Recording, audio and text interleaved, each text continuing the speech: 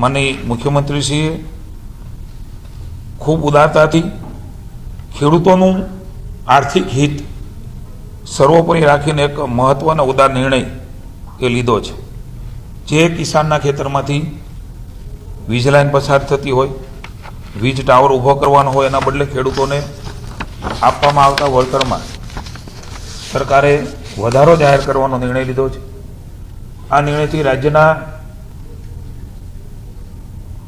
ખેડૂતોને તેમની જમીનનું યોગ્ય અને બજાર આધારિત વળતર હવે મળશે।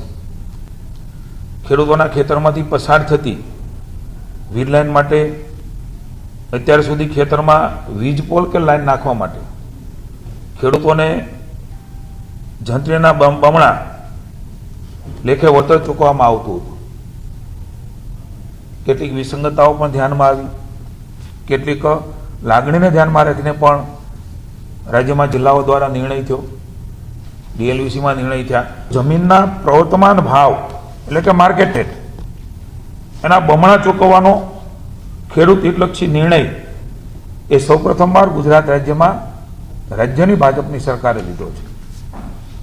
આ ઉપરાંત અત્યાર સુધી ખેતરમાં જે વીજ ટાવર એટલે કે બેઝ પાયા એ વાસ્તવિક માપ પ્રમાણે જ એનું વળતર મળતું હતું, એનાથી પણ આપ સૌને ખેડૂતો વિદિત છે। હવેથી ખેડૂતોના મદદરૂપ થવા માટે ટાવરના બેઝ વિસ્તારની દરેક બાજુએ એટલે કે 4 એના પાયા હોય છે, એ પાયાના છે એની આજુબાજુ એટલે કે વધારાનું 1 મીટર એ ગણતરીમાં લેવાનું રહેશે। ઉદાહરણ તરીકે આપને કહું તો 765 કેવીની લાઈન એ અગાઉ 625 ચોરસ મીટર લેખે વળતર અપાતું હતું।